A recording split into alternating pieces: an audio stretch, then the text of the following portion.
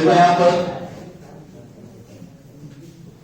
यहाँ कह रहे थे कि हम लोग मैग्नेटिक में पढ़ रहे थे क्या, कूलम्ब लाना, कूलम्ब लॉ इन मैग्नेटिक। देखो रिलेटर कूलम्ब लॉ, तो कूलम्ब लॉ आपको इलेक्ट्रोस्टैटिक में भी मिला था, कूलम्ब लॉ आपको मैग्नेटिक में भी है, दोनों जगह पे इलेक्ट्रोस्टैटिक में भी और मैग्नेटिक में भी। तो भाई याद करो इलेक्ट्रोस्टैटिक, इन इलेक्ट्रोस्टैटिक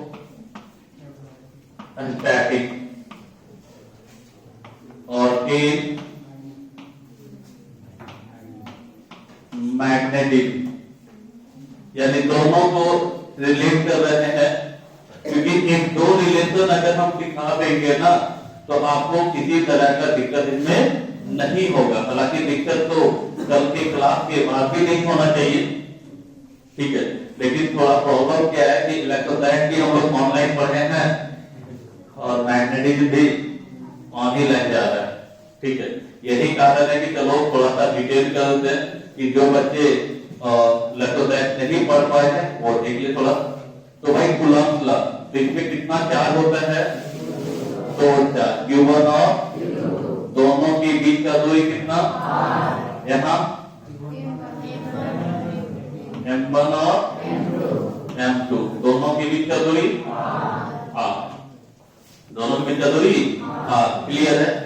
यहाँ देखो, तो यहाँ चार्ज हो सकता है, मे बी अट्रैक्टिव हो सकता है और may be repulsive, may be attractive और मे बी रिपल्सिव, क्लियर। यहाँ भी आपका फोर्स जो है वो मे बी अट्रैक्टिव और मे बी रिपल्सिव, वो डिपेंड करता है चार्ज के नेचर पे। चार्ज के अगर एक जैसा चार्ज है तो रिपेल करेगा, प्लस प्लस है तो रिपेल करेगा, माइनस माइनस है तो रिपेल करेगा, लेकिन प्लस माइनस है तो अट्रैक्ट करेगा। क्या करेगा, अट्रैक्ट। उसी ढंग से दो पोल है, कितना पोल है, 2 पोल है, अगर सेम पोल है मतलब नॉर्थ नॉर्थ है तो रिपेल, साउथ साउथ है तो रिपेल, लेकिन नॉर्थ साउथ है अट्रैक्ट, क्लियर।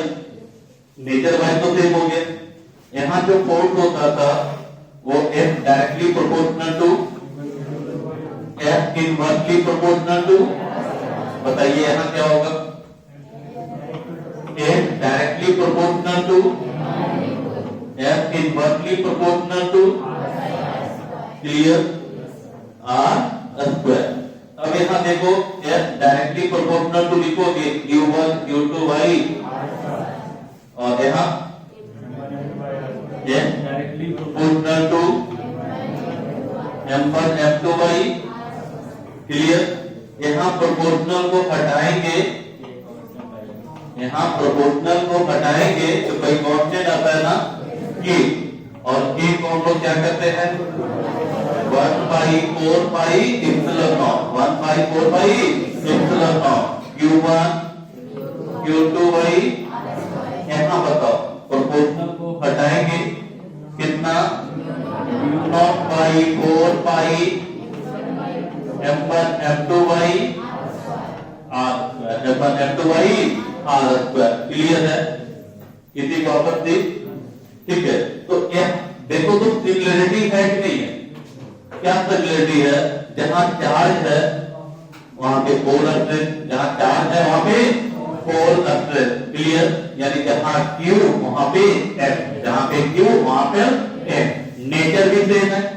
ये अगर दोनों सेम चार्ज है, सेम नेचर का है तो रिपल्सिव फोर्स होगा, क्या होगा, रिपल्सिव। या दोनों सेम नेचर का पोल है तब भी फोर्स क्या होगा, रिपल्सिव। अपोजिट नेचर का है तो क्या होगा, अट्रैक्टिव, क्लियर। तो ये हो गया।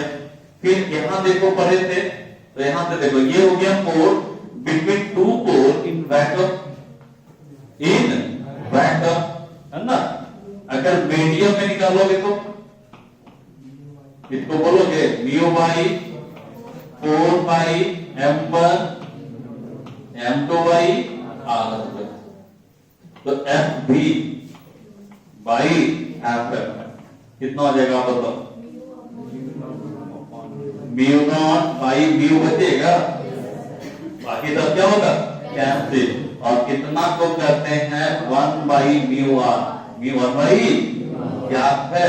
इप्सिलॉन आर को करते थे रिलेटिव परमिटिविटी, है ना, परमिटिविटी। इसको क्या पढ़ोगे?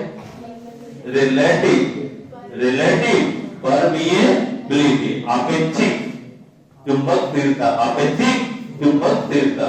तो बताइए, तो म्यू बराबर कितना? Mu naught into mu. यहाँ पढ़े होगे तो शायद याद होगा E बराबर मतलब epsilon equal to epsilon naught into epsilon. तो कहाँ डिफरेंट दिख रहा है भाई? कहीं तो हमको डिफरेंट नहीं दिख रहा। क्लियर? कहीं भी हमें डिफरेंट नहीं दिख रहा है। यहाँ तक कोई डॉट है कि नहीं को? तो ये हो गया कूलम्ब लाइन आपका इलेक्ट्रोस्टैटिक में। ये कूलम्ब लॉ कहाँ हो गया? मैग्नेटिक में। क्लियर? कोई दिक्कत की नहीं को? अंतर क्या है जो बताइए? जहां पे चार्ज Q है वहां पे आपका क्या हो गया? मैग्नेटिक अप्रेंस है, मैग्नेटिक अप्रेंस है। क्लियर? यही है ना, और कोई चेंजिंग नहीं है। नेचर भी सेम है, सेम चार्ज तो रिपल्सिव, अपोजिट नेचर का charge attractive, same force repulsive, opposite nature का फोर्स अट्रैक्टिव। क्लियर? चलिए, इसके बाद आप पढ़े होंगे electric field intensity. Electric field तो वहां क्या बताया गया होगा? The force experience by unit positive charge, the force experience by unit positive charge in electric field is called electric field intensity. यानी एकांक धनावेश पर लगने वाले बल को क्या कहते हैं? विद्युत क्षेत्र तीव्रता कहते हैं। यहाँ क्या बताया थे कि जहां पॉजिटिव चार्ज आएगा वहां नॉट फोर्स, और कौन सा फोर्स? Not force. तो यहाँ क्या होगा? The force experience by unit, वहां पॉजिटिव था तो यहाँ नॉट फोर्स। पॉजिटिव मतलब नॉट, नेगेटिव मतलब नॉट। तो क्या होगा definition? The force experience by unit not force in magnetic field, in magnetic field is called magnetic field intensity या मैग्नेटिक इंडक्शन। क्लियर?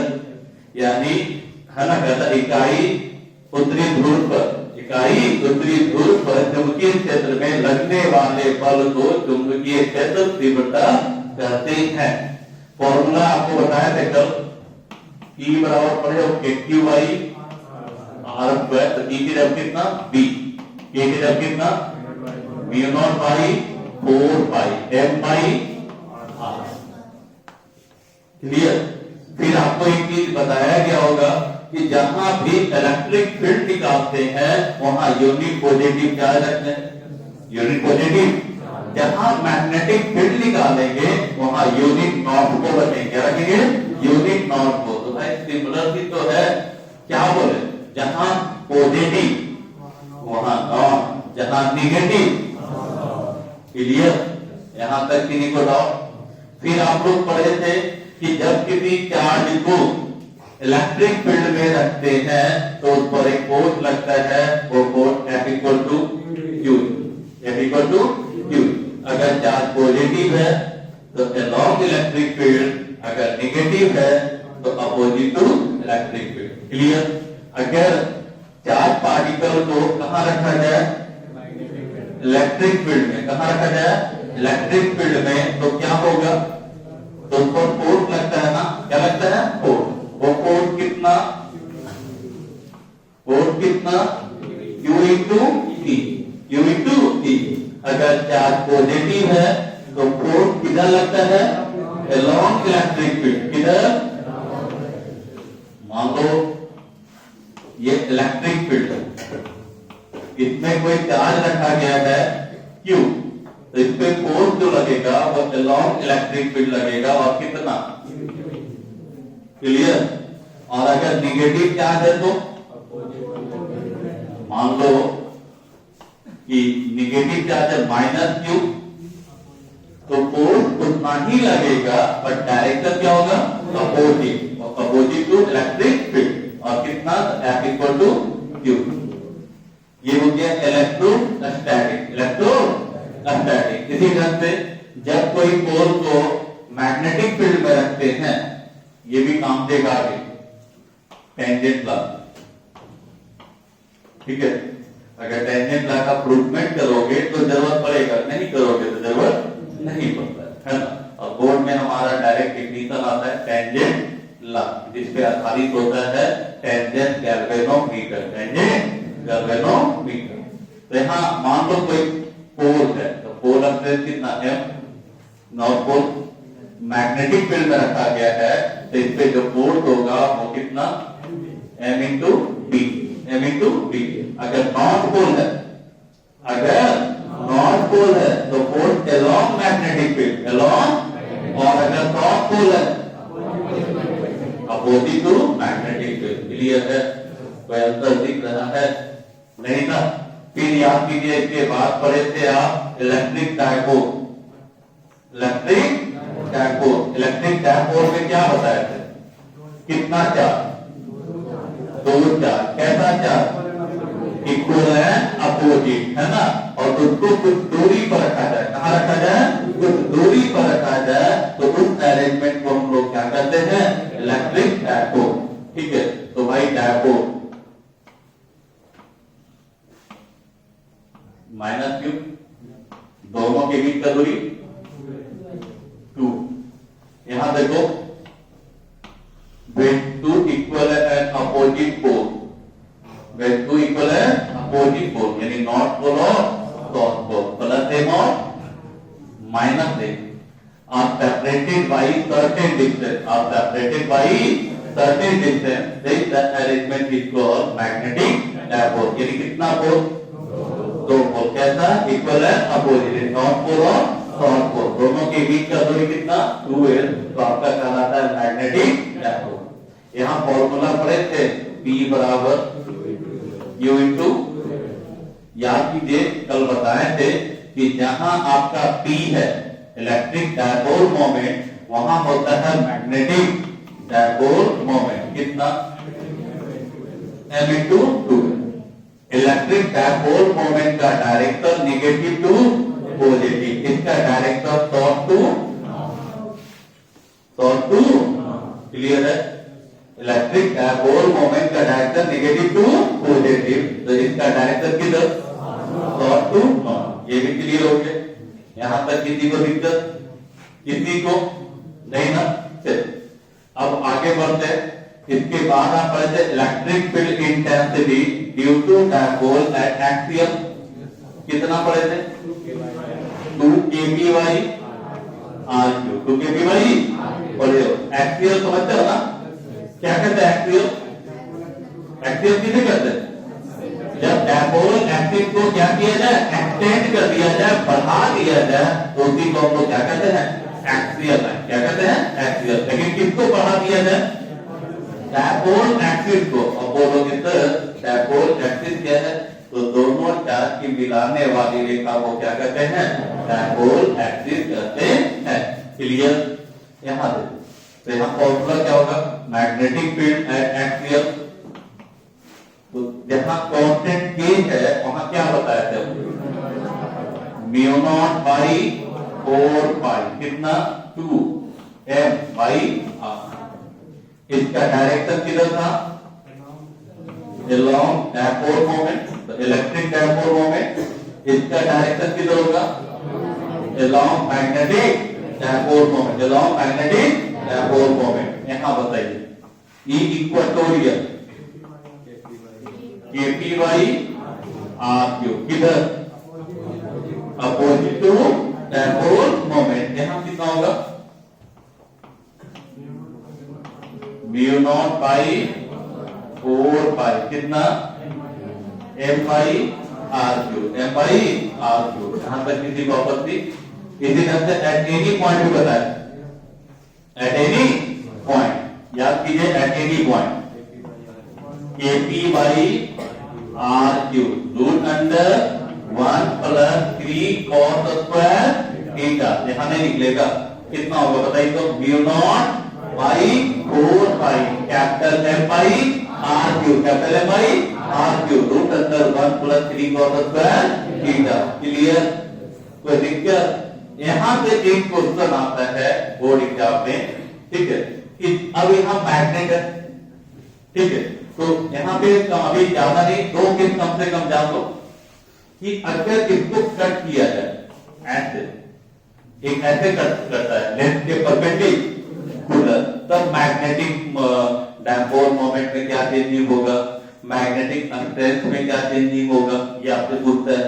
ठीक है, या जब डायपोल को लेंथ के पैरेलल कट किया जाए तो क्या होगा, तो क्या होगा, ये आपसे क्वेश्चन पूछता है। क्लियर? तो भाई ध्यान देना कि यहां से क्वेश्चन ये आता है कि जब कोई मैग्नेट है, ये क्वेश्चन पूछता है ऑब्जेक्टिव कि जब कोई बार मैग्नेट है उसको एन पार्ट में बांटा जाए, एन पार्ट में बांटा जाए, है ना, कैसे, तो लेंथ के परपेंडिकुलर, लेंथ के परपेंडिकुलर, तो मैग्नेटिक मोमेंट कितना होगा, मैग्नेटिक मोमेंट कितना होगा, ये आपसे पूछता है। और अगर इसको पैरेलल कट कर दिया जाए, क्या कर दिया जाए, पैरेलल कट कर दिया जाए, तब मैग्नेटिक मोमेंट कितना होगा। ठीक है, तो उससे पहले एक छोटा सा क्वेश्चन बना दो, फिर हम आगे देखते हैं। क्वेश्चन दीजिए।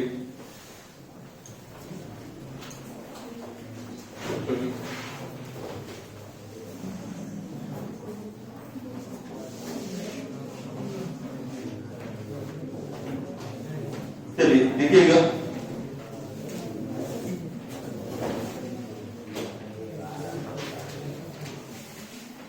एक numerical, a north pole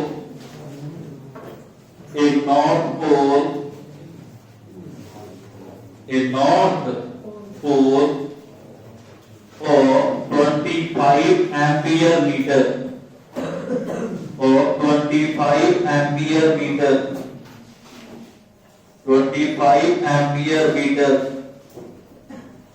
25 ampere meter, 25 ampere meter, and a south pole, and a south pole, and a south pole of 40 ampere meter, 40 ampere meter, are separated by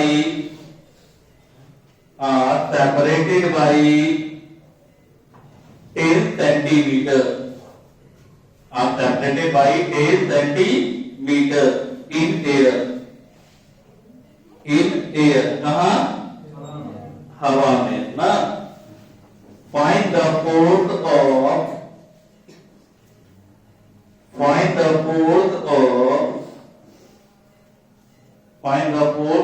interaction between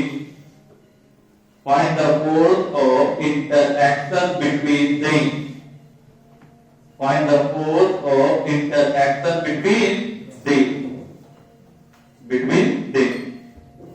Pappu आपको कितना पोल दिया है, 2 पोल, north pole और south pole. बताइए force कैसा होगा, attractive या repulsive, कैसा फोर्स होगा, अट्रैक्टिव फोर्स होगा ना। और बताइए दोनों का पोल स्ट्रेंथ कितना दिया हुआ है, दोनों का पोल स्ट्रेंथ कितना दिया हुआ है, M1 25 एम्पियर मीटर, है ना, ampere metre, M2 40 ampere metre. Clear? और डिस्टेंस कितना था, तो कितना लिखा है, 10 सेंटीमीटर है, क्या मीटर में बदलोगे तो 10 बाई कितना 100, एक सुनना से एक सुनना कैंसिल, 1 बाई 10 मीटर ना। क्लियर? तो बताइए कौन सा formula, mu naught by 4 pi M1 M2 by, बताइए कितना का वैल्यू बताए थे, बाईस से बढ़ता है 10 to the power -7, 10 to the power -7, M1 25 M2 40 by R square, तो 1 बाई 10 का स्क्वायर, यानी 100 ऊपर से मल्टीप्लाई हो जाएगा ना, कितना हो जाएगा, 100 ऊपर से मल्टीप्लाई कर लोगे, कैलकुलेशन कर लोगे।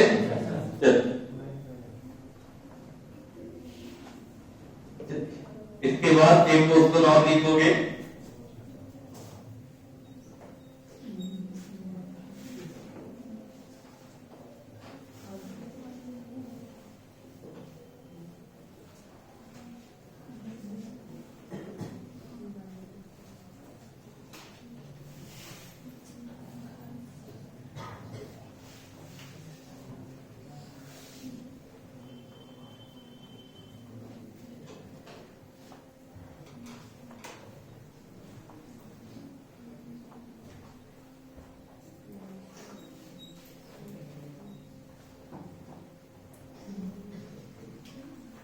क्या कर लोगे कैलकुलेशन? देखो कैलकुलेशन हो जाएगा तो आप घर पे कर लोगे, ठीक है। इसको हटा दें।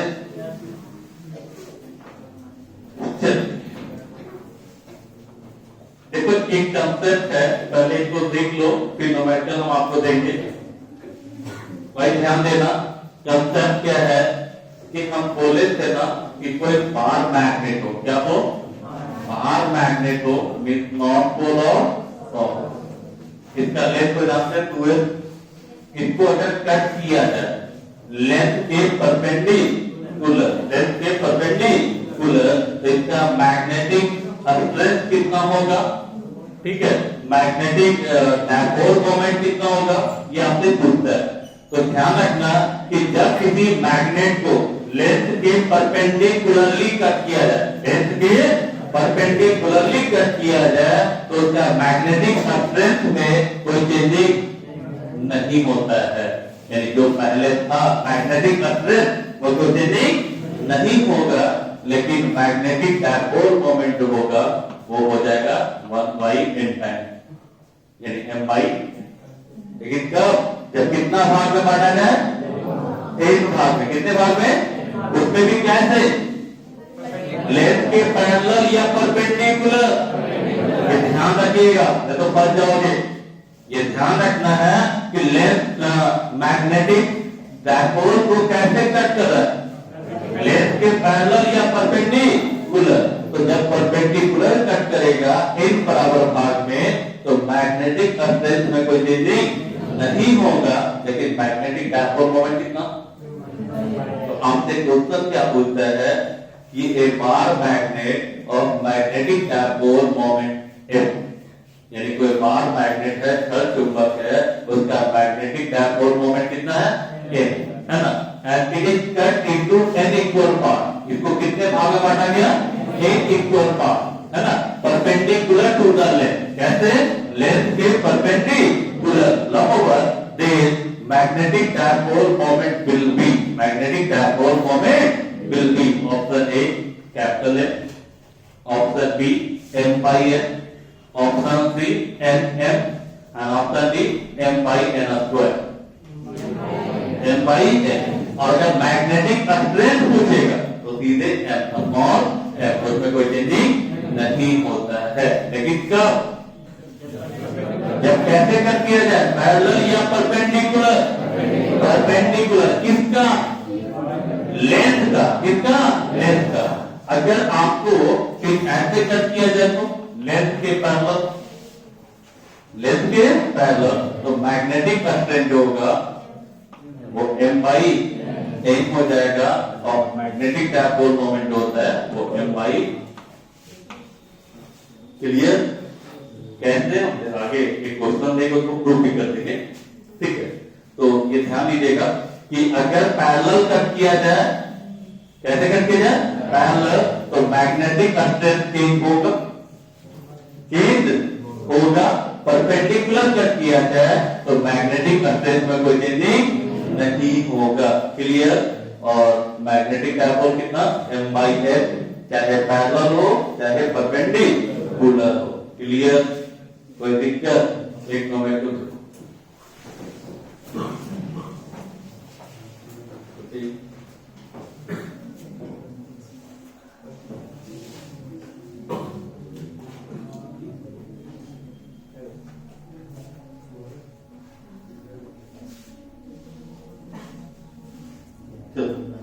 Next question.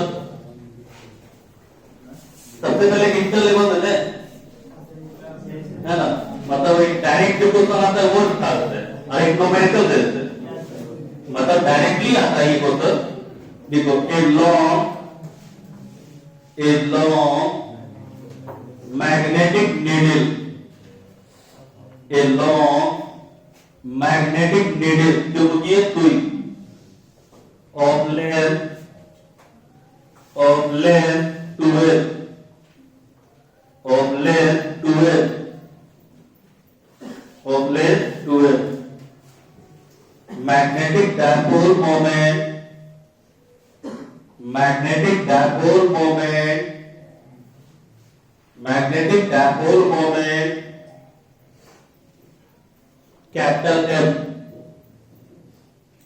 Magnetic dipole moment capital m and magnetic strength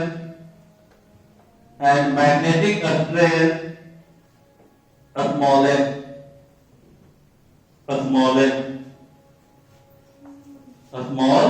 magnetic strength कितना स्मॉल है, मैग्नेटिक डायपोल कितना कैपिटल, यूनिट यानी कोई मात्रक देने के डायरेक्ट यूनिट लिखता है शॉर्टकट, ठीक है। यानी यूनिट नहीं लिख करके किसी का जैसे यूनिट होता है ना, जो वो नहीं लिखना है, डायरेक्ट लिखना है यूनिट, मतलब जो यूनिट है वो समझिए। लिखोगे इफ सॉरी एक मिनट, इट कट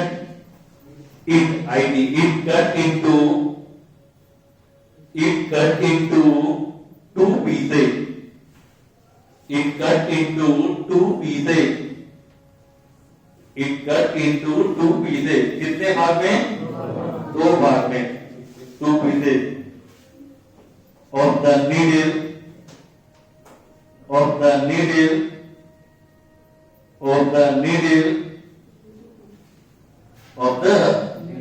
यानी कितने भाग में बांटा गया, दो भाग में, कितने भाग में, दो। The magnetic moment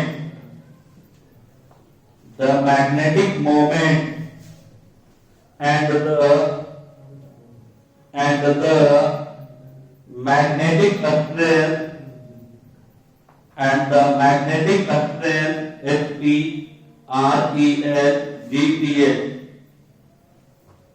magnetic strength of each piece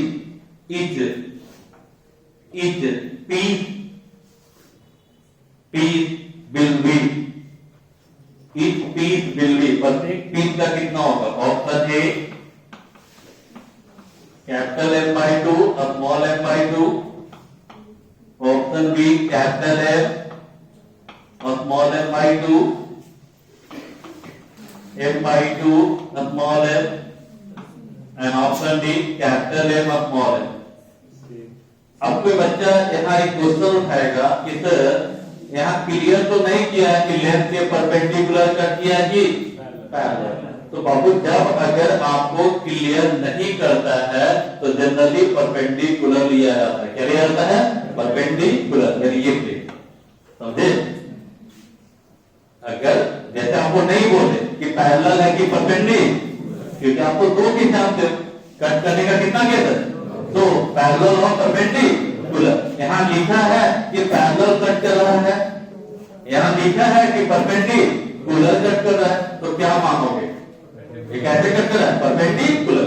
और जब परपेंडिकुलर कट करता है तो मैग्नेटिक स्ट्रेंथ में कोई चेंजिंग नहीं होगा, और मैग्नेटिक डायपोल कितना, तो कितने भाग में बांटा गया, दो भाग में ना, तो दो भाग में तो m by 2 यहाँ आ रहा है, लेकिन ये m by 2 आ रहा है, मतलब ये गलत हो गया, ठीक है। यहाँ b देखो तो ये m रह गया, तो सीधे कितना m by 2 और ये m, लगता है ये सही, कोई दिक्कत। अगर पैरेलल कट करता तो क्या हो जाता, अगर पैरेलल होता तो क्या हो जाता, क्लियर। यहां तक किसी को आपत्ति दिक्कत है, चल इसी ढंग से एक न्यूमेरिकल और है, दो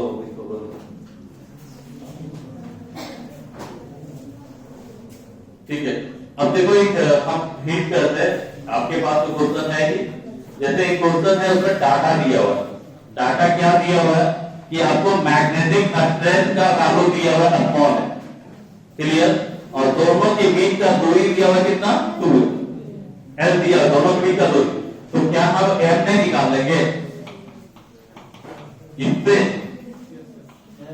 हाँ निकल जाएगा। और उसी में दो केस है कि अगर इसको परपेंडिकुलरली कट किया जाए दो बराबर भाग में, कितने भाग में, दो बराबर भाग में, तो मैग्नेटिक डायपोल मोमेंट पूछता है, मैग्नेटिक डायपोल मोमेंट पूछता है, ठीक है। और अगर पैरेलल कट किया जाए तो आपसे मैग्नेटिक डायपोल मोमेंट पूछा है, तो आपके नोट्स में है, देख लेना। अगर नहीं समझ में आएगा तो कल हम वही से क्वेश्चन फिर क्या करेंगे, स्टार्ट करेंगे, ठीक है। इसके बाद 2 मिनट ऑफ, एक मिनट ऑफ खत्म ही करते हैं। फिर इसके बाद बताया था मैग्नेटिक फील्ड लाइन, मैग्नेटिक, तो आप लोग पढ़े हो इलेक्ट्रिक फील्ड लाइन। एक मिनट, इलेक्ट्रिक फील्ड लाइन क्या होता है? एक इमेजिनरी कर्व है, एक इमेजिनरी जिसके किसी भी पॉइंट पर टेंजेंट खींचते हैं तो वो इलेक्ट्रिक फील्ड का डायरेक्शन, किसका डायरेक्शन? उसी ढंग से मैग्नेटिक फील्ड जो होता है वो एक इमेजिनरी लाइन होता है। क्या होता है? एक इमेजिनरी लाइन होता है जिसके किसी पॉइंट पे हम टेंजेंट खींचेंगे तो किसका डायरेक्शन देगा? Magnetic field. क्लियर? इसमें आपको सबसे पहला पॉइंट बताया गया था कि मैग्नेटिक फील्ड लाइन जो होता है वो आप लोग का नॉर्थ से निकलता है और साउथ पे जाके क्या होता है? टर्मिनेट करता है। क्या कहता है? नॉर्थ से निकलेगा और साउथ पे जाके क्या करेगा? टर्मिनेट करेगा। दूसरा क्या बताया थे? मैग्नेटिक फील्ड लाइन जो होता है वो क्लोज लूप का फॉर्मेशन करता है, वो क्लोज लूप का फॉर्मेशन करता है। तीसरा पॉइंट क्या है कि अगर कहीं भी हमें डायरेक्शन निकालना हो मैग्नेटिक फील्ड का तो वहां पे हम लोग टेंजेंट खींचते हैं। क्या कहते हैं? टेंजेंट खींचते हैं। क्लियर? उसके बाद कि जहां पे भीड़ ज्यादा होगा, जहां पे भीड़ ज्यादा होगा, कोऑर्डिनेट ज्यादा होगा, वहां पे मैग्नेटिक फील्ड इंटेंसिटी क्या होगा? ज्यादा होगा। तो ये हो गया आपका प्रॉपर्टी ऑफ मैग्नेटिक फील्ड। इसके बाद हम लोग देखेंगे कल के क्लास में अर्थ मैग्नेटिक, जो इससे बोर्ड में क्वेश्चन आता है 5 मार्क्स में। ठीक है, इसको